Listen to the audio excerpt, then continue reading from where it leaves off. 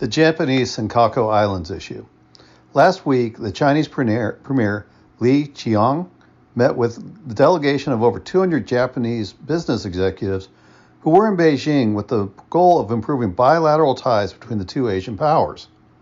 Li stated that the two countries are cooperative partners, not a threat to each other, end quote, and then he urged the Japanese to properly handle historical issues, most likely reference to the sensitive issues of Japanese occupation of parts of China in World War II, and Taiwan. The Chinese goodwill of Li did not last more than a week when China made a decision to permanently station 5 warships in disputed areas, with 4 around Taiwan and the other around the Japanese Senkaku Islands, that China has made a historically dubious and illegal claim to the islands. The Senkaku Islands are another potential flashpoint in Asia, and any Chinese invasion of Taiwan will have a high likelihood of including the invasion of the Senkaku Islands. The Japanese Senkaku Islands are just over 100 miles north and east of Taiwan. The Japanese made territorial claim on what they stated were unclaimed islands, and in January 1895, the islands were made part of Japan.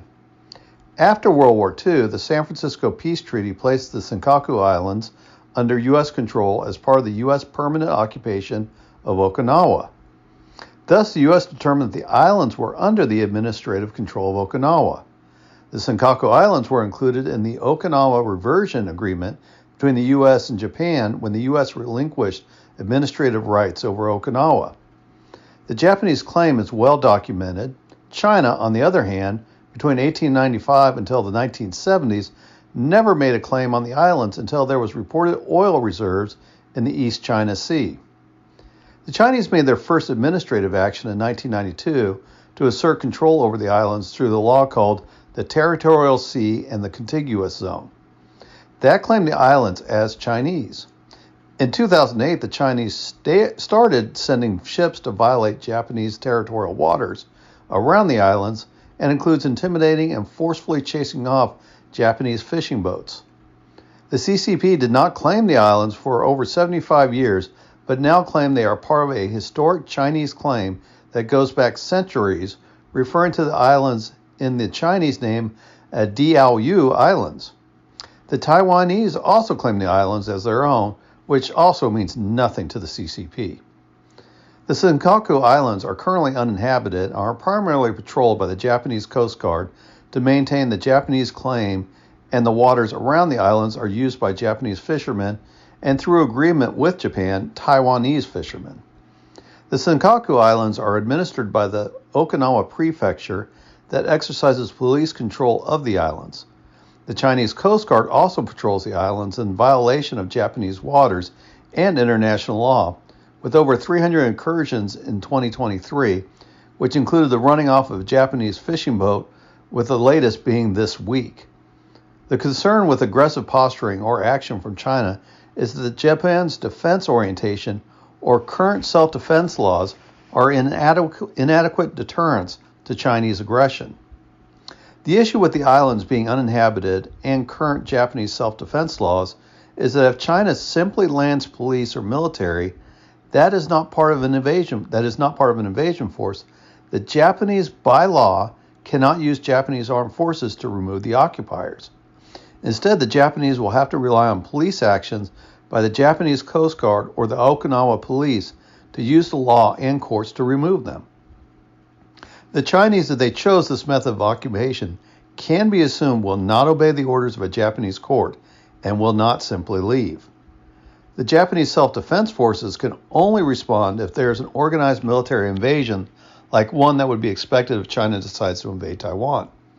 The occupation of the Senkaku Islands through a passive occupation or military invasion is key to the Chinese anti-access area denial to keep the U.S. military, mainly the U.S. Navy and the U.S. Air Force, from entering and operating within the first island chain, which is a stretch of islands from the Japanese archipelago to the Philippines. This means that the islands will have to be seized from Japanese control through any means necessary as part of an invasion of Taiwan. The Japanese government needs to close loopholes in its self-defense laws that would allow Chinese to occupy those islands through passive occupation. This means that the Japanese would need to consider a response to the permanent stationing of a Chinese naval ship near the islands that is an escalation compared to the operations of the Chinese Coast Guard in the islands. The Japanese also know that any complaint to the Maritime Court will be ignored by China, so some naval response, or at least deterrence, needs to be created to prevent a further escalation. This would include regular freedom of navigation exercises around the island, for example. Japan is in the process of trying to address some of these issues around Chinese aggression. The Chinese have pursued closer ties with both South Korea and the Philippines, as well as conducting exercises with the U.S., the United Kingdom, Australia, to improve interoperability with naval powers in the region. This also includes intelligence sharing with the U.S. and South Korea that is mainly around North Korean threat, but due to the close proximity that North Korea is to China, it would have some impact to China. Japanese leaders have discussed the desire to entering the Five Eyes intelligence sharing to include Japan to monitor and assess the Chinese threat. There is currently no talks to set up a military alliance in the Pacific region outside the bilateral security agreements that the U.S. currently has with Japan, South Korea, Australia, and the Philippines, but again, they are being discussed as possibilities. Japan and South Korea both have been strengthening ties with NATO, both for trade and interoperability of armed forces. All these are steps in the possibilities that would help Japan be in a better position to deter Chinese occupation of the Senkaku Islands and possibly deter a Chinese invasion of Taiwan. Excuse me. The Japanese are aware of the Chinese threat, as it also works on maintaining economic ties with China. Japan maintains good relations and economic development in the Pacific Islands that is also used to keep China from easily extending its influence into the region. The use of soft power and economic resources to reduce or slow Chinese influence in the region and to foster business within China has served the Japanese well in the past. An aggressive China with its unlawful claims and clumsy and heavy-handed response in the South China Sea and around Taiwan means that soft power or international course will deter China's illegal claims.